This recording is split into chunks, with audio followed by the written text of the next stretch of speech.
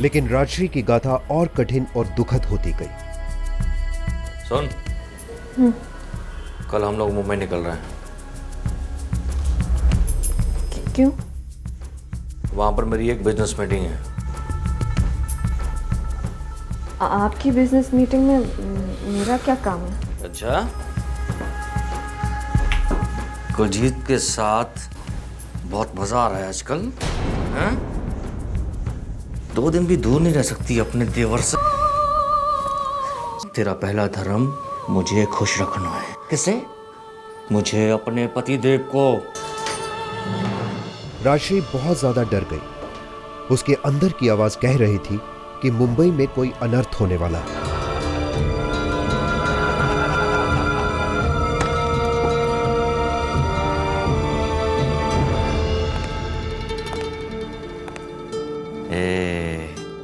जना, तुम आज बहुत खूबसूरत लग रही हो। सच्ची बोल रहा हूं। बहुत पी है तुमने आज। अरे शुक्र करो कि मैंने आज इतनी पी है कि कुछ कर ही नहीं सकता। लेकिन तुम्हें फिक्र करने की कोई जरूरत नहीं है। मैंने तुम्हारे लिए इंतजाम कर दिया है। तकसेरिया साहब,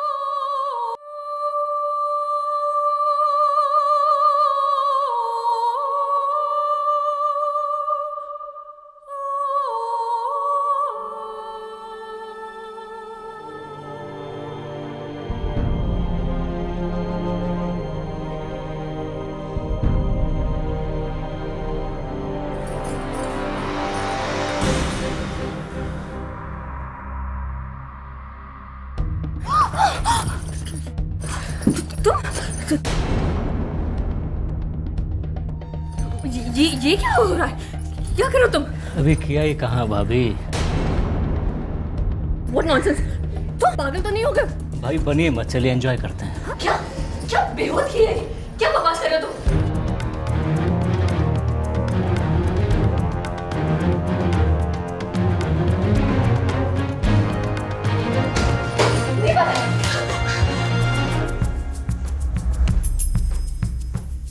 अरे क्या कोई भूत देख लिया क्या? वो मुझे मुझ पे हाथ डाला। मुझे तुमने गंदे इरादे से छुआ। दीपन, सुन रहे मैं क्या कह रही हो? तुमने सुनी थी मेरी बात? अरे मैंने कहा था तुमसे कि अपने पापा से कहो कि मुझे BMW दिलवा दे, लेकिन तुमने अपने पापा से बात ही नहीं की। ये क्या बात हुई दीपन? उसका इस बात से क्या लेना देना? मैंने अपने पापा से BMW नहीं मांगी तो तुम्हारा भाई मुझसे ऐसे बर्ताव करेगा? How dare he do that? अरे ऐसा कौन सा बड़ा महापाप कर रहा है मेरा भाई? तुम्हारे साथ सोने तो चाहता है। दीपन, अरे खा थोड़ी जाएगा तुम्हें? तुम्हें खाएगा? नहीं खाएगा। और तुम्हारा कुछ बिगड़ेगा? कुछ नहीं बिगड़ेगा।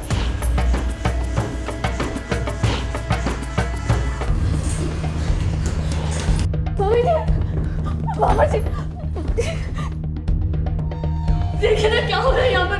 वो कुलजीत मुझसे जबरदस्ती करने की कोशिश कर रहा है और दीपन उन्हें रोकने के बजाय उनके साथ दे रहे। एक भाई दूसरे भाई की कमीज पहने, ये पागलपन नहीं है। जी, ये आप क्या कह रहे हैं? ये गलत है पापा जी। ओए तू चुप कर।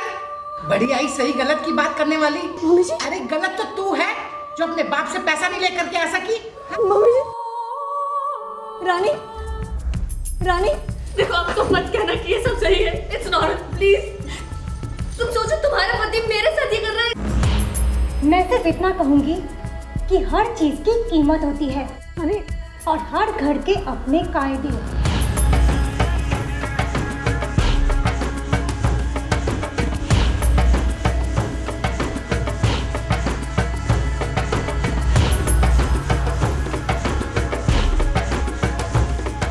उस रात राजश्री के साथ वो हुआ जो उसने कभी सपने में भी नहीं सोचा था। वो अपने आप से ये कह रही थी कि ये एक डरावना सपना है, पर हकीकत ये थी कि ये हकीकत थी, एक भयंकर हकीकत।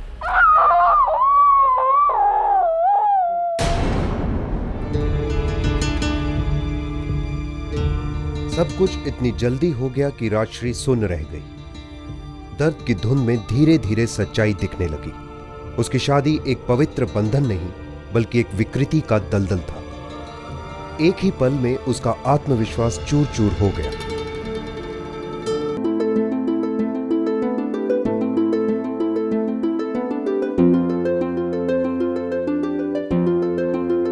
ગાયત્રી, ઓ ગાયત્રી, બોલો શું કહો છો? ये लड़का तुम्हें कैसा लगता है? पढ़ो। मुझे पढ़कर क्या करना है? पसंद तो आप ही ने करना है। अरे भाई पसंद हमें कहाँ, पसंद तो राजश्री को करना है।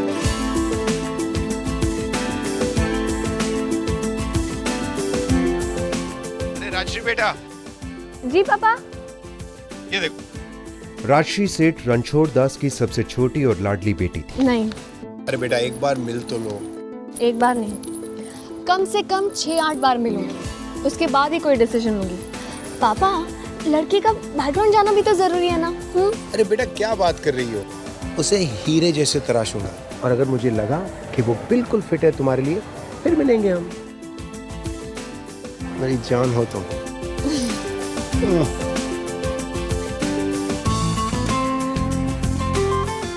पहले कुछ दिनों तक राजश्री और दीपन ने इंटरनेट पर ईमेल्स भेजे और चैटिंग की।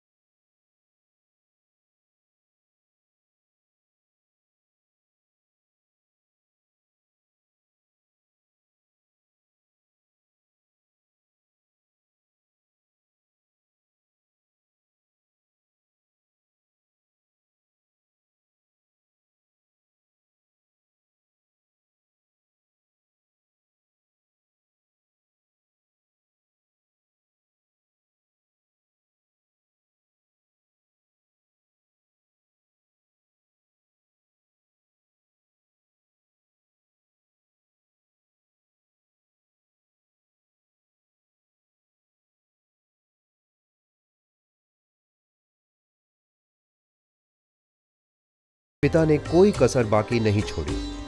ये उनके परिवार की आखिरी शादी थी, उनकी लाडली बेटी की शादी थी। रणछोड़ दास ने अपनी बेटी को जेवर और पैसों के अलावा ऐशो आराम की हर सुविधा के साथ विदा किया।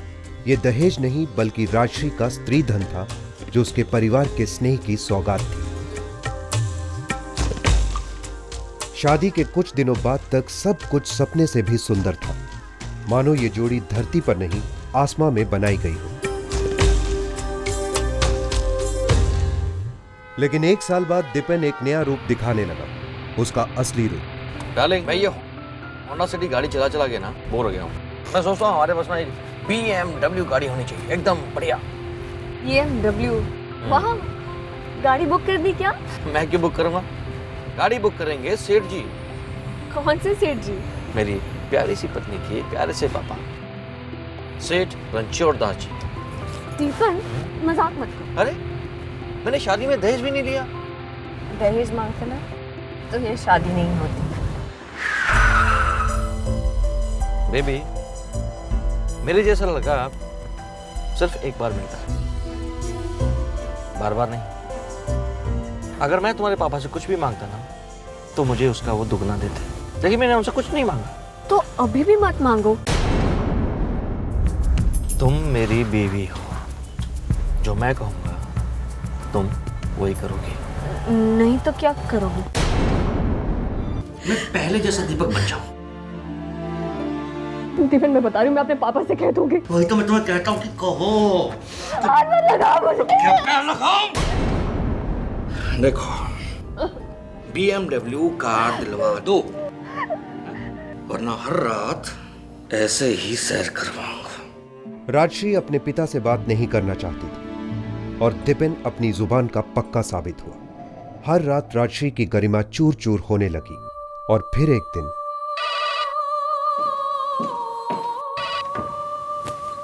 हेलो राजश्री? राजश्री શું થયું? दीपेन पूरी तरह से बदल चुके हैं दीदी। ना रे राजश्री, ऐसा होता है। तू देख, टेंशन मत ले, बिजनेस में कुछ टेंशन हो गया होगा इसलिए ऐसा हो गया, और सब कुछ ठीक हो जाएगा। तू इस तरह से अपने आप को टॉर्चर मत कर। दीदी टॉर्चर वो मुझे कर रहे हैं, मुझे कर रहे हैं हर रात। राजश्री, हर कपल के बीच में ऐसा होता है, ऊपर नीचे हो जाती है।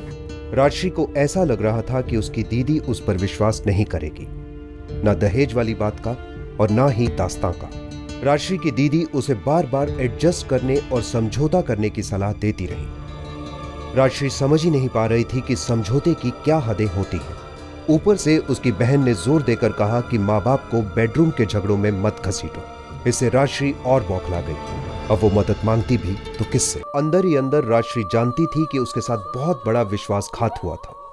उसके साथ जो हुआ था वो ना कोई साधारण पति पत्नी का झगड़ा था और ना ही सास बहू की नोकझोंक। फिर भी वो विरोध नहीं कर पा रही थी, वो टूटती जा रही थी। राजश्री की हालत बद से बदतर हो चली थी। शोषण का पिंजरा और मजबूत हो चला था। इस पिंजरे को तोड़ना नामुमकिन सा लग रहा था। राजश्री ने फैसला लिया। उसने अपनी मां के सामने खुलासा करने का निर्णय लिया। हेलो माँ, मैं अच्छी हूँ। यह खुलासा करना आसान नहीं था राजश्री के लिए। वो फोन पर बात नहीं कर पाई, पर फिर भी एक बेटी ने अपनी मां से मदद मांगी।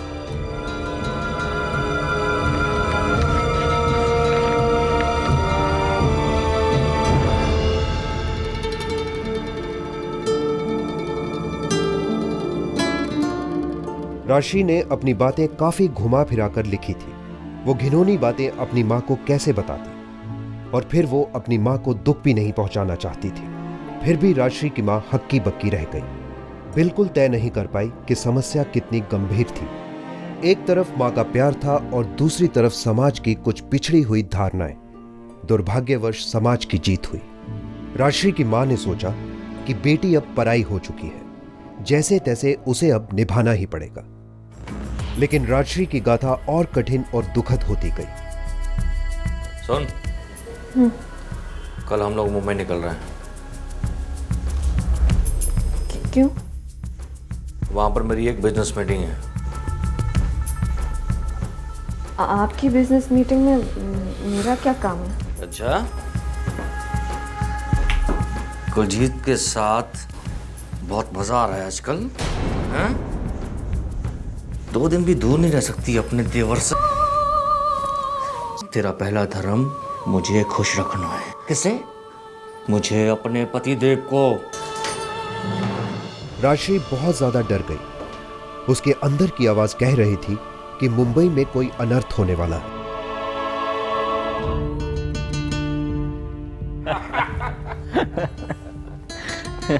देखना दिव्य, इस वेंचर के साथ हमारी पार्टनरशिप का स्केल कुछ और ही होगा। Just wait and watch, we will go public. Seksaria साहब, आप जीनियस हो, जीनियस। नहीं यार, काहे का जीनियस? ओ आप, अच्छा, मैं कह रहा हूँ ना आपको। अरे, बहुत हो गई तारीफ। कुछ खाना वाना हो जाए। बहुत भूख लगी।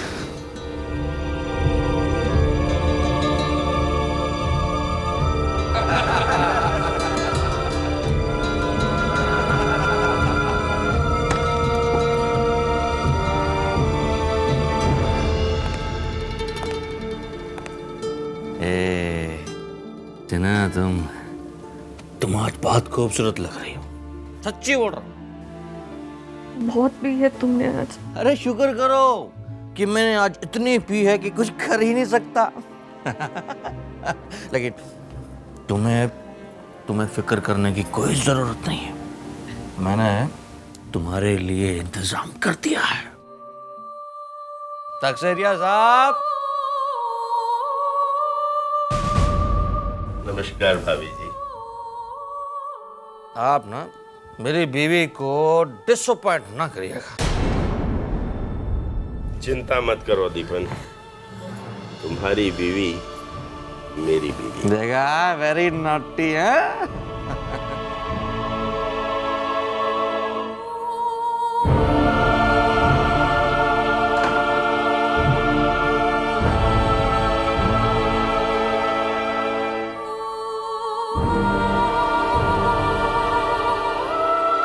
दीपन ने अग्नि को साक्षी मानकर राजश्री की आजीवन सुरक्षा और सम्मान करने की सौगंध खाई थी और शादी के कुछ ही महीनों बाद दीपन ने अपनी पत्नी को पहले अपने भाई और फिर अपने बिजनेस पार्टनर के साथ सोने के लिए मजबूर किया।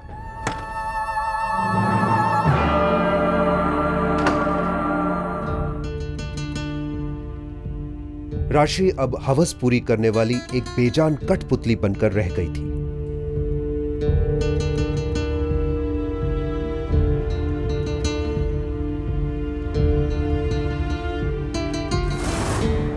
राजश्री का रहा।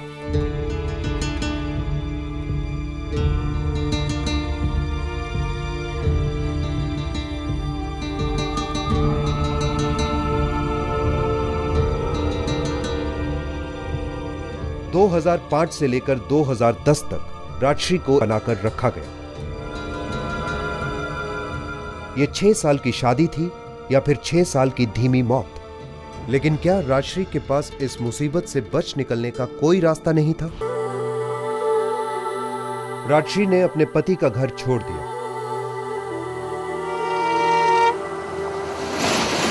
वो अपने मायके आ गई।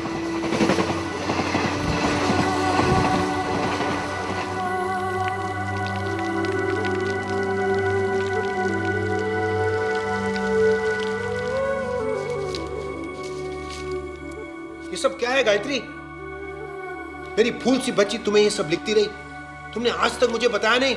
मुझे लगा वक्त के साथ सब कुछ ठीक हो जाएगा। समाज को पता चलता तो क्या बीतती उस पर।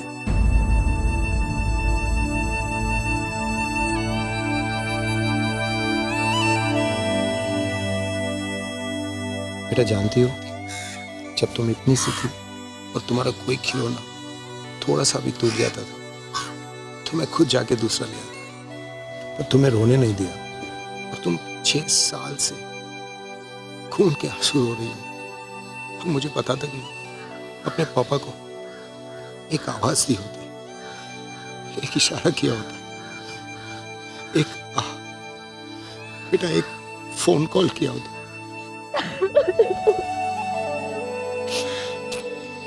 बेटा ये चेहरा ऊपर, पीठ सीधी रखो। अब बेटा और पापा मिलकर न्याय लेंगे बेटा।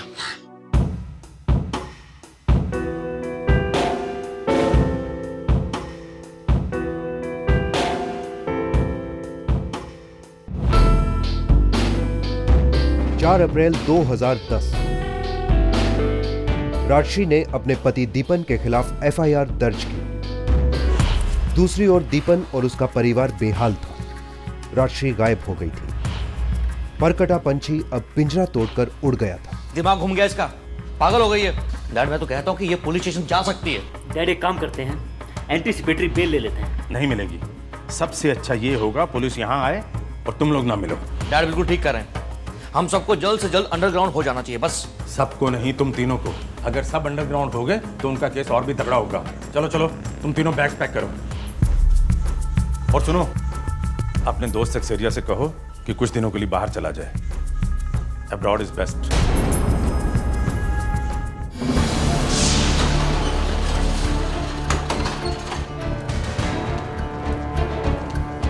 देखिए इंस्पेक्टर साहब, इस घर में औरतें भी रहती हैं। पत्नी है मेरी, एक और बहू है मेरी, समझा करें। जानवर नहीं है हम, सिविलाइज्ड लोग हैं। तो फिर बाकी के सिविलाइज्ड लोग कहाँ पर हैं?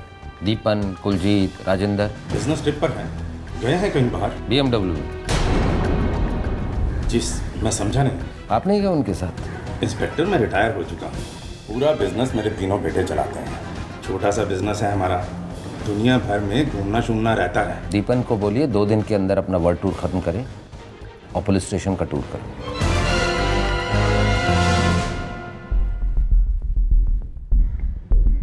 2-3 दिन में सारा मामला ठंडा हो जाएगा, आप लोग फिक्र नहीं करो। दीपन के पिता बिल्कुल गलत थे। ये 2 दिनों में ठंडा होने वाला मामला था ही नहीं। दीपन को धर दबोचने के लिए पुलिस ने 24 घंटे निगरानी रखी, लेकिन उनके हाथ लगी सिर्फ दीपन की कुछ काली करतूतें। सर। हाँ पटेल। सर हमने बहुत ढूंढा पर अभी तक तो नहीं मिले सर। मिलेंगे, जरूर मिलेंगे पटेल। वैसे उस दीपन के बारे में और एक खबर मिल चुकी है। क्या? 1997 में हुई थी दीपन की पहली शादी। डिवोर्स का केस चल रहा है, उससे उसका एक बच्चा भी है। आपकी एफआईआर और उसकी डिवोर्स की पिटीशन में ज्यादा फर्क नहीं है।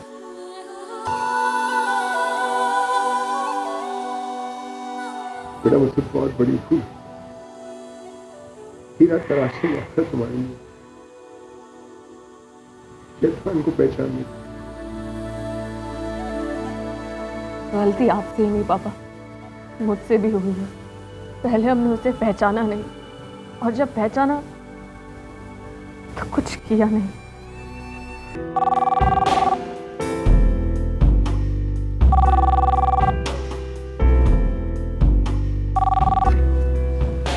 Hello.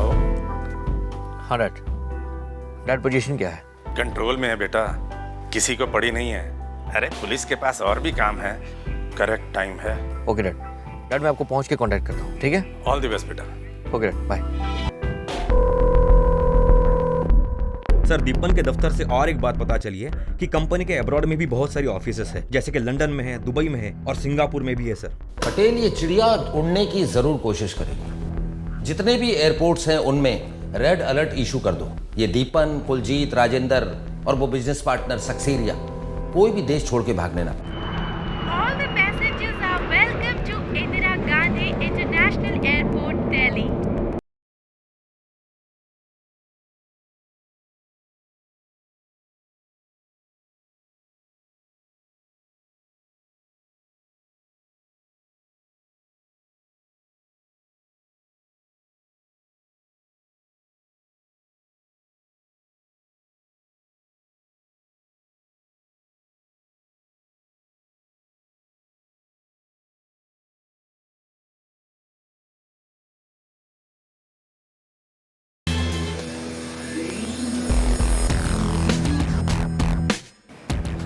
Good afternoon mister Deepan ji. मैं पुलिस इंस्पेक्टर जाला, कमरेज पुलिस सूरत से। 5 साल तक अपनी बीवी को जिल्लत के पिंजरे में रखा और खुद 2 महीने में उड़ने चले। This is not fair. चलिए गेट्स अप। सॉरी दीपन जी, भाई मेरे पास आप जैसे सोफिस्टिकेटेड और पढ़े लिखे बिजनेसमैन के लिए कोई BMW तो है नहीं, सरकारी जिप्सी है, वो भी नॉन एसी। चलेगी ना? दिपिन को मानो सांप सूंघ गया था। उसे यकीन ही नहीं हो रहा था कि पुलिस को उसके बारे में कैसे पता चला।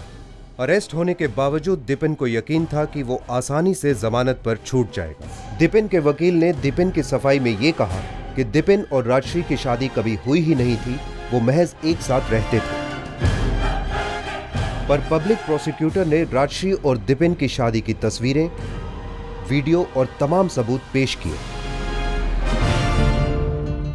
कोर्ट में वो एफआईआर भी पेश की गई जो दिपिन की पहली पत्नी ने नई दिल्ली के आदर्श नगर पुलिस स्टेशन में दिपिन के खिलाफ दर्ज की थी। पहली पत्नी की एफआईआर में भी दिपिन और उसके भाइयों की वो तमाम लैंगिक विकृतियां गिनवाई गई थी जो राजश्री ने भी बयान की थी। मौजूद सबूतों और प्रोसिक्यूशन द्वारा लगाए गए आरोपों को गंभीरता से लेते हुए सेशन कोर्ट ने दीपन की बेल की मांग खारिज कर दी।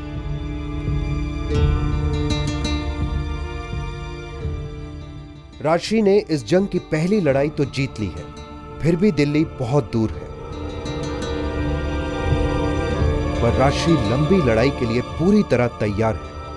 6 सालों तक मैं रोज किश्तों में मरती रही, लेकिन अब मुझे उस हर किश्त के लिए न्याय चाहिए और मैं अपने आखिरी दम तक उस न्याय के लिए लड़ती रहूंगी।